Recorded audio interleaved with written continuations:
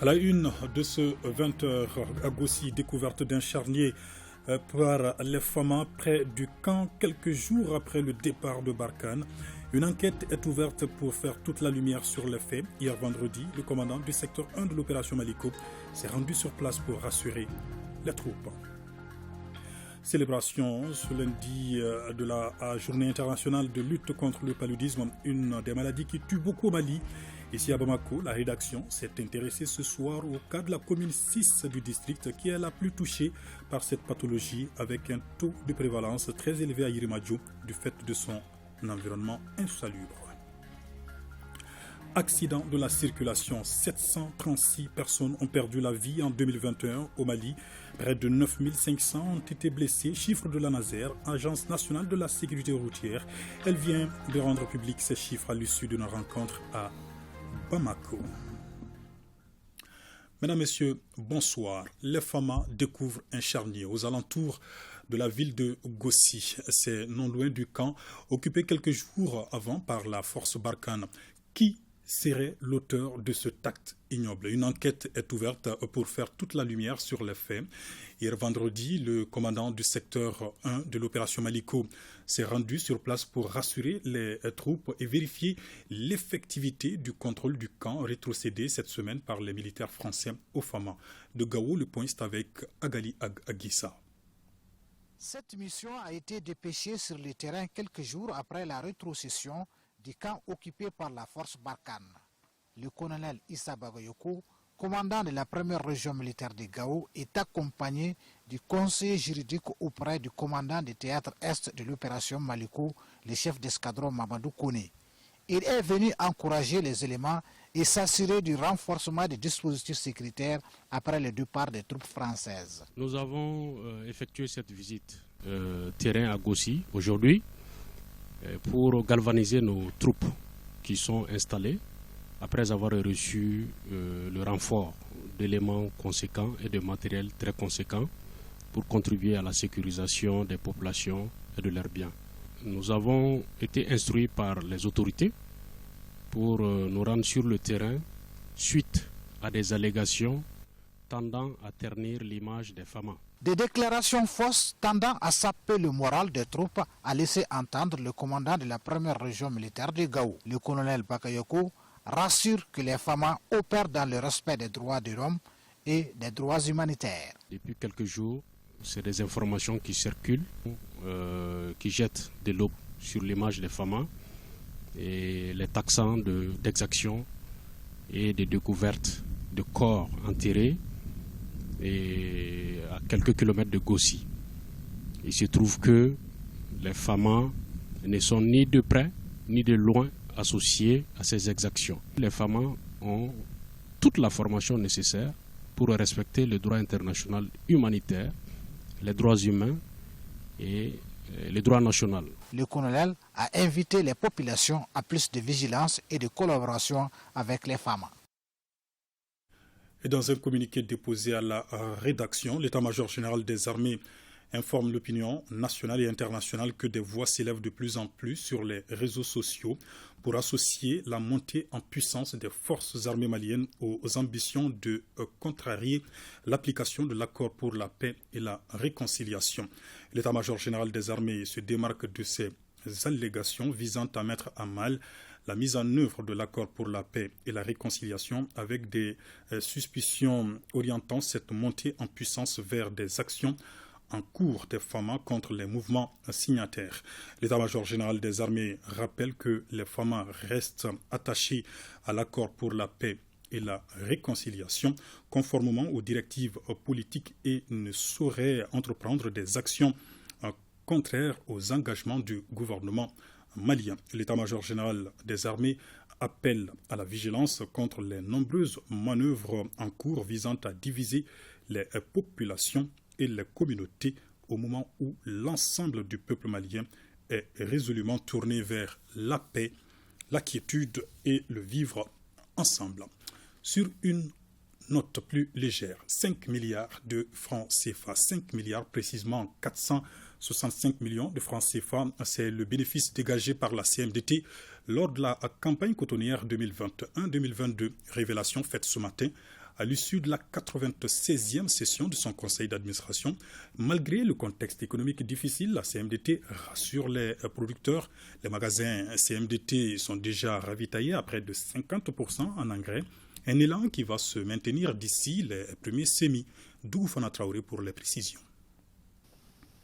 Cette 96e session du conseil d'administration de la holding CMDT se tient à un moment où beaucoup d'espoirs sont placés en l'or blanc du Mali, vu son apport à l'économie nationale. Le bien-être du monde rural étant l'une des préoccupations majeures du président de la transition, le colonel Assimi Goïta a décidé d'augmenter le prix aux producteurs de coton graine qui est passé de 280 à 285 francs CFA. Aussi, malgré la crise mondiale et celle causée par l'embargo de la CEDEAO, les prix des intrants n'ont pas connu de grands bouleversements. Ce conseil budgétaire a duré moins de 2 heures. Il a validé le procès verbal de la 95e session tenue en janvier dernier, approuvé le rapport de gestion du PDG de la CMDT et arrêté les états financiers de l'exercice clos le 31 décembre 2021. On retiendra notamment un chiffre d'affaires de 204 milliards 190 millions de francs CFA, 5 milliards 465 millions de bénéfices et un total bilan de 237 milliards de francs CFA. D'où les félicitations des membres du conseil d'administration au PDG de la CMDT. Le budget que nous avions présenté au début de l'année 2021, on avait prévu un déficit de l'ordre de 15 milliards. Et à la clôture de l'exercice, nous sommes retrouvés avec un bénéfice net de 5 milliards 465 millions, ce qui est très très encourageant. Et cela s'explique par deux choses essentiellement. La bonne tenue des cours du coton sur le marché mondial et l'application du plan d'austérité que nous avions adopté. Et d'ailleurs, le conseil d'administration nous avait encouragé à renforcer ce plan d'austérité. La réussite de la campagne agricole dépend en partie de la disponibilité des intrants agricoles, surtout des engrais chimiques. Là aussi, le PDG rassure les cotonculteurs. Je dois d'abord dire que c'est un problème mondial. Ce n'est pas seulement le Mali. Les gens oublient souvent que l'Ukraine et l'Union soviétique, c'est les principaux exportateurs d'engrais sur le marché africain. Et un peu avec les phosphates du Maroc. Et bien avant cette situation, nous avions déjà, disons pas la CMDT, les gens font la confusion terrible de dire que c'est la CMDT qui passe le marché des intrants agricoles. Ce n'est pas le cas. Il y a un GIE qui travaille sur ça depuis des années. Et ce GIE comprend, le président, c'est la Confédération des producteurs de coton. Le premier vice-président, c'est la CMDT. Et le deuxième vice-président, c'est l'OHVN. C'est ce groupement d'intérêt économique qui donne les marchés, qui passe les marchés, qui fait l'appel d'offres et qui suit l'approvisionnement. Le rôle de la CMDT, c'est de garantir les prêts au niveau du système bancaire et de recevoir les engrais dans ces magasins et de les distribuer au niveau des producteurs. Aujourd'hui, je peux dire avec l'embargo, nous avons pu commencer l'approvisionnement des zones cotonnières. À la date d'aujourd'hui, pour le complexe coton, nous sommes au-delà de 47% et les livraisons continuent. En ce qui concerne le complexe céréales, nous sommes au-delà de 50%. Pour ce qui concerne l'urée, ça c'est un engrais dont l'arrivée dans les pays peut aller jusqu'en fin juin, début juillet. Pour la campagne 2022-2023, la holding CMDT compte se maintenir au rang des premiers producteurs de coton en Afrique au sud du Sahara. 4e comité ordinaire du mécanisme de refinancement des systèmes financiers décentralisés. La rencontre permet aux participants d'examiner le rapport d'activité et financier de l'exercice dernier. Les échanges portent aussi sur le programme de travail et son budget annuel 2022. Fousseini Tunkara. À l'entame des travaux de ce 4e comité ordinaire, le ministre en charge du commerce et président de séance a listé les acquis de la mise en œuvre du programme de travail du comité ordinaire du mécanisme de financement des systèmes financiers décentralisés au compte de l'année 2021. La mise en œuvre du PTBA 2021 du MEREF-SFD a permis d'atteindre des résultats importants. 2 lignes de refinancement, à savoir les ressources héritées du PMR FSIP et celles affectées au projet inclusif pour le financement des SFD partenaires qui s'élèvent respectivement à 8,963 milliards de francs CFA et 7,028 milliards de francs CFA ont été investis dans 13 SFD partenaires intervenant dans la chaîne de valeur agricole sur toute l'étendue du territoire national. Avant de donner quitus aux participants d'aborder les points inscrits à l'ordre du jour, notamment l'adoption du rapport d'activité et financier de l'exercice dernier, le ministre Mohamed Ould Mahmoud leur a évoqué quelques difficultés auxquelles le comité ordinaire du mécanisme de refinancement des systèmes financiers décentralisés est confronté. Il est actuellement confronté à certaines contraintes majeures, dont celles relatives à son statut et son modèle.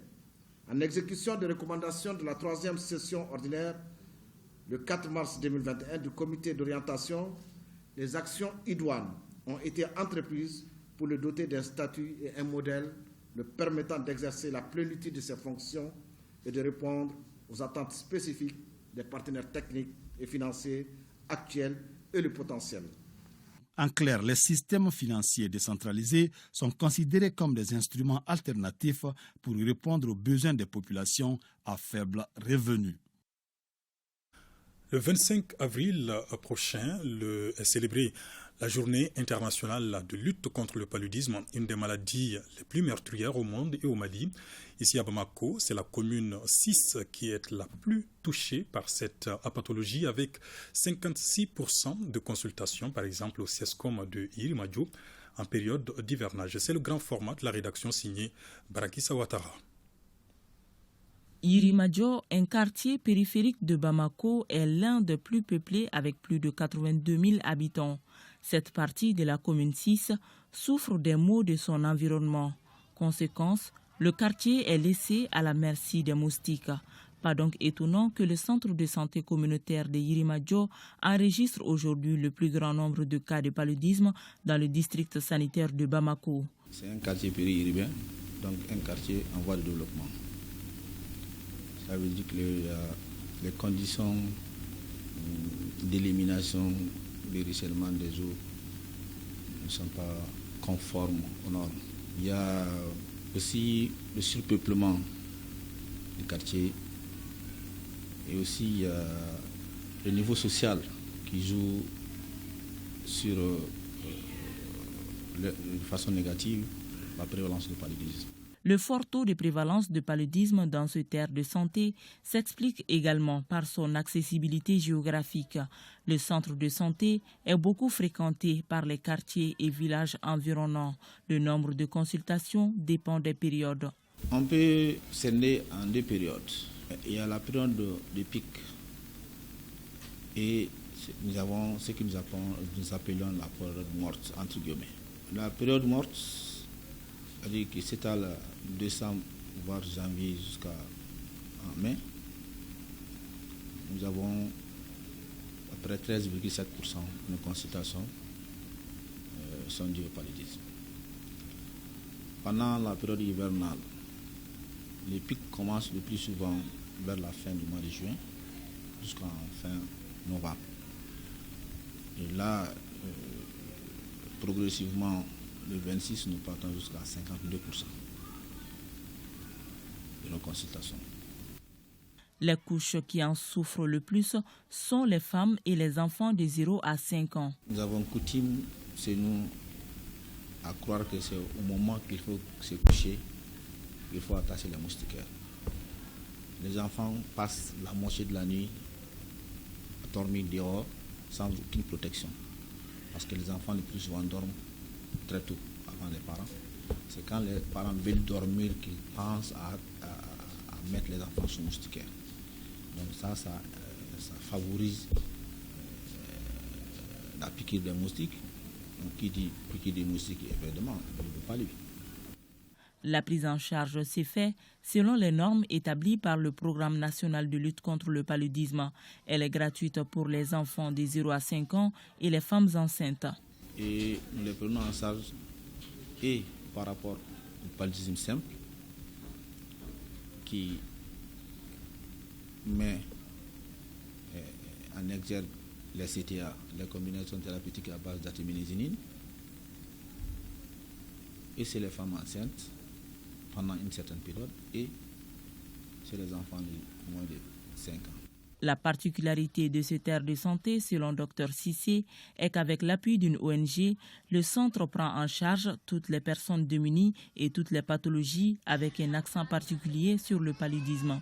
Nous avions ce que nous appelons les agents de santé communautaires, communément appelés AEC, qui sont répartis dans 225 zones d'intervention, qui font de porte à porte à la recherche des patients, tout âge confondu, mais qui mettent l'accent sur le paludisme. Et si ces personnes qui sont recensées dans la communauté souffrant de paludisme ou qui ont des signes en faveur du paludisme sont systématiquement pris en charge par ces agents de santé communautaire. Pour le moment, le remède le plus efficace contre la piqûre de moustique femelle qui transmet la maladie est de dormir sous moustiquaire imprégné. Il est donc évident qu'en adoptant cette pratique, on peut éradiquer le paludisme. En troisième région, lancement régional du projet de santé oculaire inclusif. Il couvre les régions de Sikasso, Koulikoro et Ségou sur une durée de 5 ans. Son coût, 900 millions de francs CFA. Moustapha Doumbia. C'est la remise des équipements ophtalmologiques d'une valeur de 23 millions de francs CFA à la Direction régionale de la santé de Sikasso qui marque le démarrage des activités du projet de santé oculaire inclusif dans la région sanitaire. Un projet de 5 ans financé par l'ONG britannique Sight Severs à environ 900 millions de francs CFA. Sight Severs, c'est une organisation internationale de développement d'origine britannique qui a pour mission surtout de lutter contre toutes les causes évitables de cécité à travers le monde et aussi promouvoir la participation des personnes handicapées dans le développement socio-économique.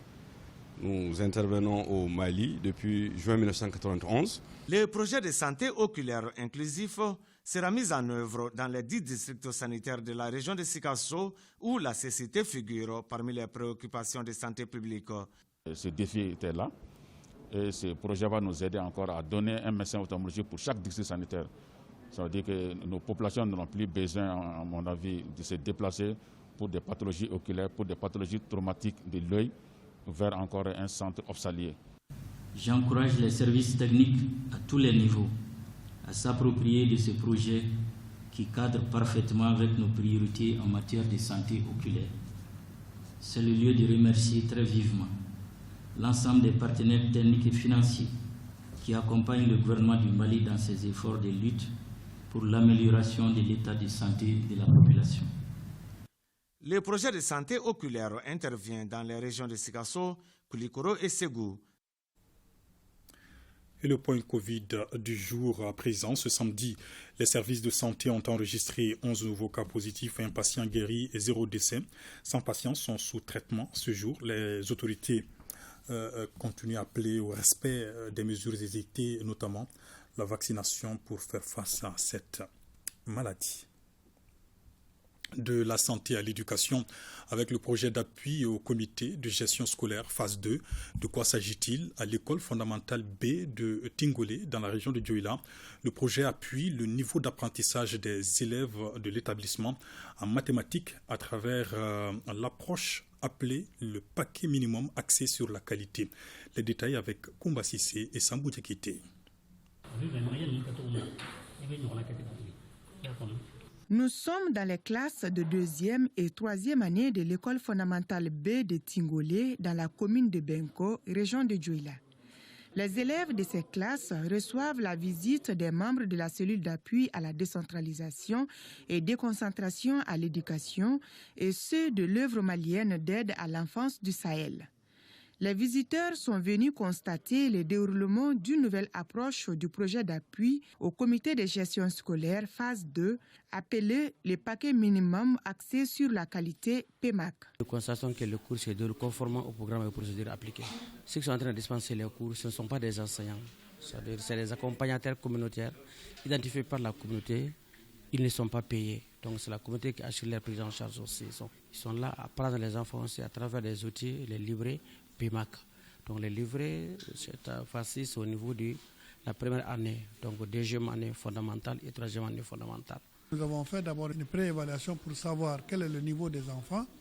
Ils étaient à un niveau très bas par rapport aux mathématiques. Et ces livrets sont venus, ils ont été analysés, lus et adaptés à notre programme à travers la Direction nationale de la pédagogie, qui a eu 2 ateliers à Koulikoro et à Dioïla. Plus de 8000 élèves bénéficient de ce projet du renforcement des capacités en mathématiques. Le DECAP de Fana se réjouit de cette visite des autorités éducatives. Le partenaire japonais a mis à la disposition de chaque enfant un livret d'exercices. Je suis très honoré par la présence de mes chefs qui sont venus nous voir. Ça nous permet aussi de leur montrer les difficultés auxquelles nous faisons face. Auparavant, la délégation avait échangé avec les agents du Centre d'animation pédagogique de Fana et ceux de la mairie de Benko. Le but était de mettre tout le monde au même niveau d'information sur la mise en œuvre du projet d'appui au comité de gestion scolaire phase 2. Autre titre de l'actualité au Mali, les accidents de la circulation. Les chiffres font froid dans le dos. Téné, en 2021, 736 personnes ont perdu la vie dans plus de 10 600 cas d'accidents sur nos routes. On déplore près de 9 500 blessés. Ces chiffres sont rendus publics par l'Agence nationale de la sécurité routière à l'issue d'une rencontre à Bamako. Fantama Manientao. La prévention des accidents de la route passe par la bonne maîtrise des données statistiques fiables. Après validation et compilation des statistiques de 2020, les services techniques ont organisé cette réunion. C'est là afin de mettre à la disposition des chercheurs et planificateurs des données de référence au titre de l'année 2021. Au titre de 2021, nous avons fait plus de 10 000 cas d'accidents au niveau national. Et ces 10 000 cas d'accidents ont fait donc plus précisément 10 614 cas d'accidents. Et ces 10 614 cas d'accidents ont fait 9 456 blessés. Et donc dans les blessés, évidemment, il y a des blessés graves et des blessés légers. Et dans ces 10 614 cas d'accidents constatés au niveau national, nous avons enregistré 736 tués sur nos routes au Mali en 2021. Ces chiffres-là doivent nous interpeller. Pas seulement l'ANASER, mais l'ensemble des acteurs qui interviennent dans la gestion de la route. Évidemment, il y a le non-respect du code de la route qui est vraiment générique, et parce que chaque usager qui emprunte les routes, pas seulement à Bamako, mais au niveau national, doit maîtriser le code de la route, doit respecter le code de la route, doit maîtriser les règles élémentaires de conduite. Le représentant du ministre des Transports et des Infrastructures a exhorté les panélistes à plus d'assiduité et de contribution aux échanges. L'organisation annuelle des ateliers de validation des statistiques d'accidents de la circulation routière est rentrée définitivement dans nos mœurs, d'autant que nous en sommes à la 12e déjà. Vous avez donc la responsabilité, à partir des données sectorielles, de proposer des chiffres harmonisés, susceptibles d'être exploités dans toutes sortes d'études et de recherches tendant à améliorer la sécurité routière. Je vous engage à mettre à profit la présence de toutes les compétences pour l'élaboration d'un document consensuel sur les accidents de la circulation routière au titre de l'année 2021, qui vont constituer les leviers de la lutte contre l'insécurité routière dans les années à venir. À noter que cette réunion va aboutir à des chiffres harmonisés et consensuels susceptibles d'être exploités afin de réduire considérablement le taux des accidents de la circulation. Droits des femmes et violences basées sur le genre, thème au cœur d'une formation à Bamako. Elle réunit une trentaine d'organisations de la société civile. Les détails, c'est avec Anchata Koulibaly. Ils sont représentants de la société civile, défenseurs des droits de l'homme à participer à cette formation. Le but est de renforcer leurs capacités sur les droits des femmes, les violences basées sur le genre et les plaidoyers. À l'issue des travaux, les intervenants formulent une série de recommandations. Les recommandations importantes que nous avons faites pendant ce séjour, nous avons dit qu'il faut mettre en œuvre la loi 052. Ça, c'est les questions qui sont en relation avec les politiques. Notre combat n'est pas pour que les femmes soient là seulement. Nous voulons que les femmes qui méritent bénéficient justement de cette loi. La deuxième chose que nous avons faite, nous avons dit qu'il y a une politique concernant la santé sexuelle et reproductive. Qu'est-ce qu'il faut faire? Est-ce qu'il faut laisser cette politique-là dans les tiroirs ou bien est-ce qu'il faut l'appliquer? Nous voulons nous attaquer aux questions les plus criardes qui font qu'aujourd'hui les femmes souffrent dans leur chair et dans leur âme. Et nous voulons que réparation soit faite et que justice soit rendue. Nous invitons les hommes à être avec nous. Nous demandons à la transition de soutenir justement ce processus qui est en cours. Les 30 organisations de la société civile et défense des droits de l'homme apprécient la méthodologie et l'approche des initiateurs. Vraiment, ça a été ces 4 jours pour moi, quand même, on a beaucoup appris sur les violences basées sur le genre à travers les images. On a un projet qui doit se dérouler pendant 2 ans et nous resterons ensemble courant ces 2 années-là, vraiment pour diriger ce projet. Le présent atelier s'inscrit dans le cadre du projet Mousso Congo en Congo. Ce projet qui couvre les régions de Kaï, Koulikoro, Sikasso et les districts de Bamako permet d'améliorer le cadre juridique de protection des femmes et des filles des participants. Paix et stabilité dans la région de Ségou. On en parle à Nyono, à une rencontre avec des leaders communautaires, des notabilités et des groupements d'autodéfense. Tous s'engagent pour une réconciliation vraie. Les détails avec Honoré Kienou. Ce sont des leaders communautaires, des notabilités, des groupements d'autodéfense et autorités autour du dialogue communautaire pour parler de paix et de réconciliation. Cet exercice citoyen devra permettre un bon vivre ensemble et du coup éviter toute forme d'amalgame. Une action fédératrice initiée par le gouverneur de la région de Ségou. L'entente, la solidarité et la confiance entre nos communautés ont été suffisamment entachées de violences marquées par des assassinats de populations, brûlure des récoltes, destruction des biens, enlèvement de bétail. Il faut vite trouver une solution à cette situation d'insécurité. Cette rencontre multi-acteurs est l'occasion de tenir un dialogue libre, franc et sincère pour renforcer les vivre ensemble.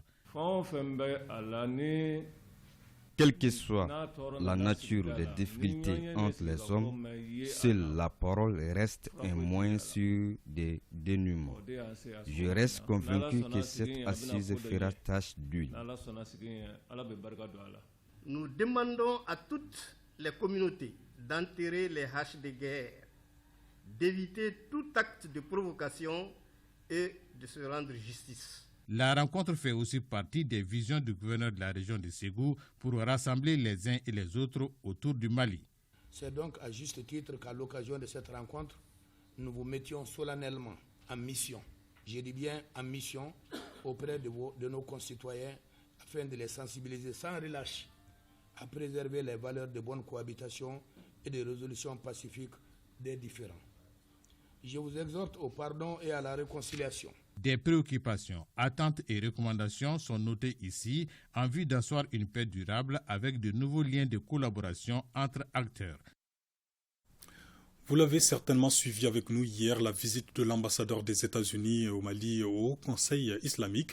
L'UJIMA, Union des jeunes musulmans du Mali, partenaire de l'ambassade, était fortement représenté à la rencontre. Outre des échanges de cadeaux, il a surtout été question de l'engagement des uns et des autres pour une paix durable au Mali. Écoutons Tidjani Amadou Tal, il est membre de l'UJIMA au micro de Drissa Kone.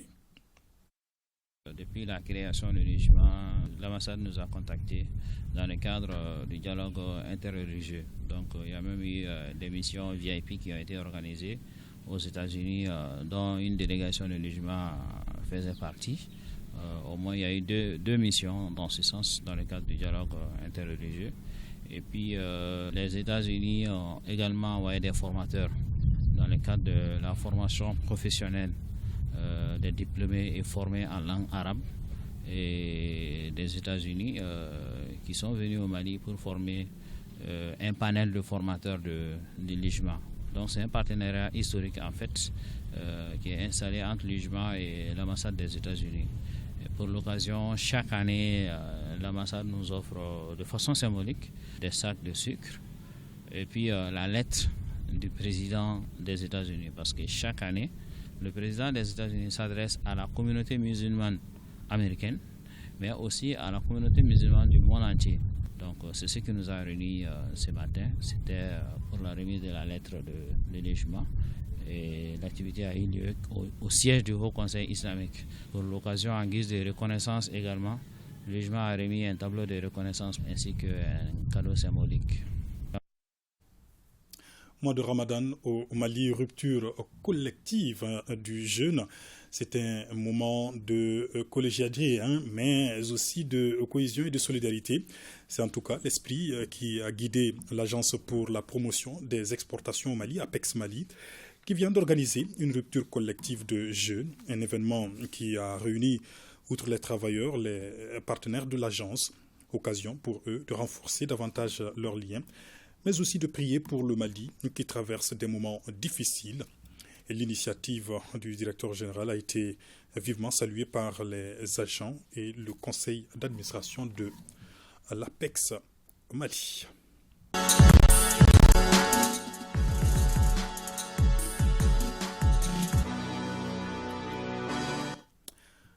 Actualité des sports, Abdul Karim Kaba m'a rejoint en plateau pour en parler. Bonsoir Kaba. Bonsoir Ibrahim Traoré, bonsoir à tout le monde. Alors tout d'abord, les Aigles du Mali, sourds, vice-champions d'Afrique, préparent activement les Jeux mondiaux au Brésil 2022. Et ainsi, l'équipe a reçu un important lot de matériel.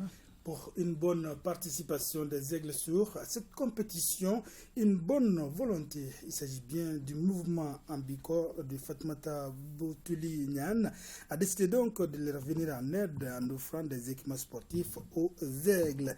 Il s'agit des jeux de maillot, des bas, des protèges tibia, des sous-vêtements, des paires de crampons, des dossards d'entraînement, entre autres.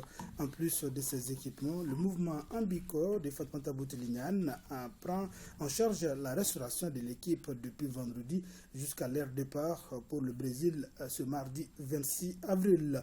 Rappelons que les Aigles surmiens sont logés dans la poule C en compagnie des États-Unis, de l'Allemagne, de la Turquie et de l'Irak. La première sortie des Aigles du Mali est prévue pour le 2 mai face à la sélection allemande des sourds. Les 24e Jeux mondiaux des sourds, c'est du 1er au 15 mai 2022 au Brésil.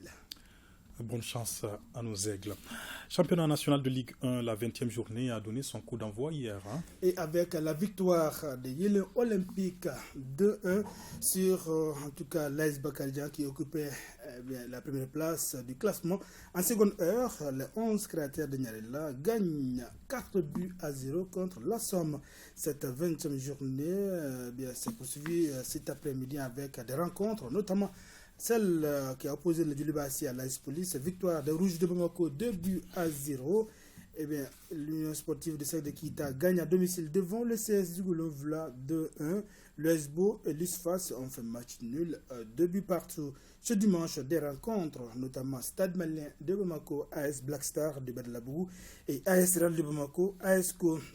Cette journée s'achèvera donc lundi avec l'opposition Afrique Football Elite AFE et l'AS Douane de Sikasso. Championnat national de Ligue 1 toujours, cette fois-ci chez les dames, c'est la deuxième journée et cette deuxième journée a démarré cet après-midi. Sur le terrain de l'AS Real de Bamako, l'AS Mandé, champion en titre, a dominé l'AS Police 2-1 sur le terrain de l'USFAS. Amazon Commune 5 n'a pas fait le poids devant les Super Lions d'Amelay qui gagne par 4 buts à 1. À Ségou, le FC Tamba chute à domicile 0 but contre 11, c'était face à Centro IFC. Demain dimanche, 3 rencontres, notamment AS Ramaya de Kati, Badenia de Mopti, AS Momo de Sikasso, FC Sabali de Kita, donc un duel de perdants de la première journée. Cette deuxième journée prendra fin avec le face-à-face des Tigresses, celle des Bourni contre celle des Cailles. Et basketball à présent avec la saison 2021-2022 au niveau du championnat national. C'est parti. C'est parti, oui, pour la nouvelle saison sportive 2021-2022 de la Fédération malienne de basketball. Ces formations, mesdames et messieurs, sont en lice pour le titre suprême. Entre autres résultats d'hier, AS Commune 6, AS Police, victoire des policiers 64-48. Le Djulibassi a perdu 55-71 devant l'AS Real. Chez les dames, Calaban Sport Club a perdu devant l'AS Police 69-61. Le Joliba AC gagne 80-49 face à l'AS Real de Bamako. Plusieurs rencontres sont programmées ce soir. Ces formations s'affronteront en aller-retour en 14 journées et les 4 premiers se qualifieront pour les Caridas. Les 2 premiers du classement disputeront les playoffs qui désireront les championnes et les champions du Mali saison 2021-2022. Et tout cela à vivre sur nos antennes. Et en intégralité. Merci beaucoup Abdul Karim Kaba. À demain. À demain, Inch'Allah. Merci également à vous, chers téléspectateurs. C'est ce qui met fin à ce 20h week-end. Merci de l'avoir suivi. Très bon moment de télévision en notre compagnie. Bonsoir.